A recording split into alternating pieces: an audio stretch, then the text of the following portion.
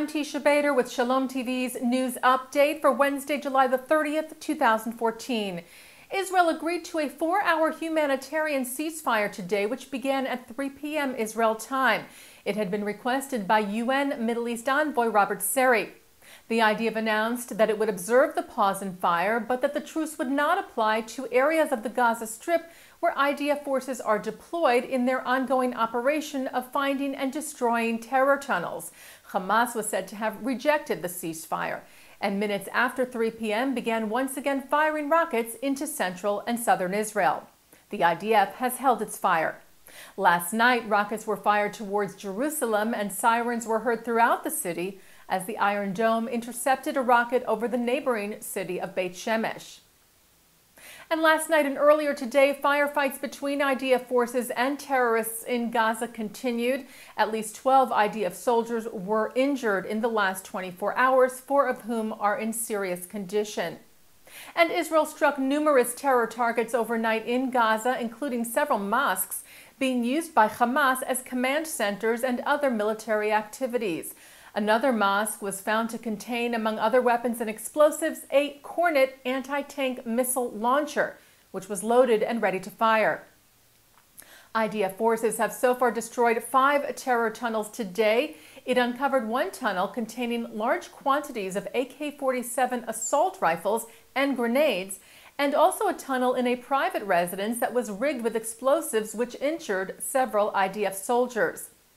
And the IDF today responded to Palestinian claims that IDF forces hit a UN school early this morning, which killed at least 13 Gazans. An IDF spokeswoman responded to the claims, saying that mortar shells were fired at IDF soldiers from the vicinity of the United Nations Relief and Works Agency, or UNRWA, school in Jabalia, and IDF forces fired back towards the origins of the gunfire, adding that the incident was still being investigated. Last night, UNRWA reported that for the 3rd time in 2 weeks, it found Hamas weapons stored in another of its schools in Gaza. An emergency meeting was held at Israel's Knesset on Monday on the rising wave of violent anti-Semitic and anti-Israel demonstrations sweeping Europe. The meeting was called by the Knesset's Diaspora Affairs Committee with the cooperation of the Israeli Jewish Congress, and included representatives of Jewish communities and diplomats from France, Greece, Hungary, Belgium, Germany, and others, who talked about the alarming rise of anti-Semitic incidents since the beginning of Israel's Operation Protective Edge. The head of the Israeli Jewish Congress, Vladimir Slutzker, said, "Never before since the Holocaust have we seen such a situation as today." Knesset diplomatic advisor Oded Ben-Hur suggested an increase in interfaith education to help combat the phenomenon. He said, "We need to show we are the sons of the same God and not to murder in the name of the God who created us all." And among the most recent anti-Semitic incidents in Europe, yesterday police in Germany arrested an 18-year-old suspected of throwing petrol bombs at a synagogue in the western German city of Wuppertal. No damage or injury was caused, and police were investigating and looking for 2 more suspects.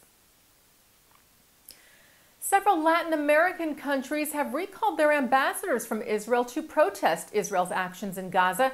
Brazil, Chile, Ecuador, and Peru withdrew their envoys over the last week, and today they were joined by El Salvador as well.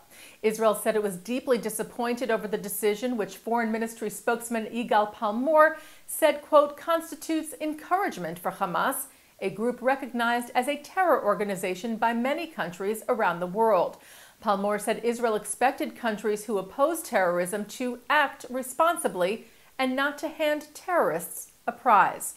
The American Jewish Committee reacted as well, urging the countries to reconsider.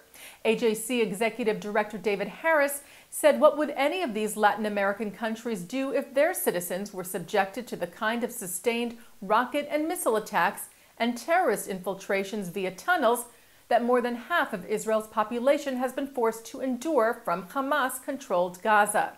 Harris added, "Recalling ambassadors will not end Hamas's terrorist actions and for certain will not advance the cause of peace.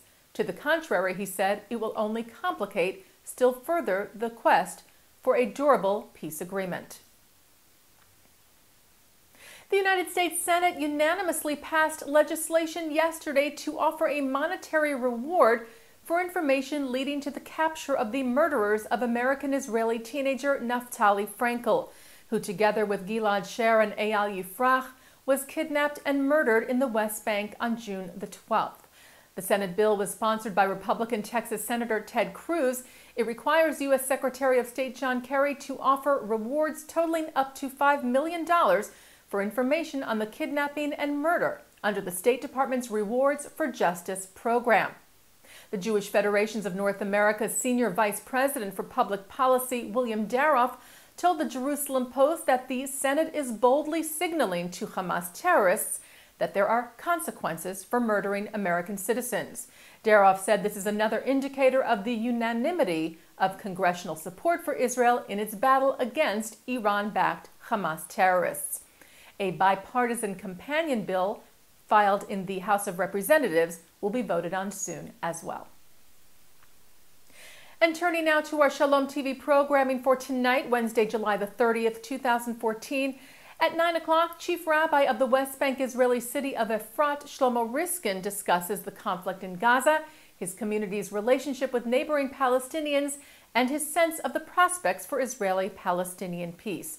That's tonight at 9 on L'Chaim, here on Shalom TV and ShalomTV.com. And that's Shalom TV's news update for Wednesday, July the 30th, 2014. I'm Teisha Bader.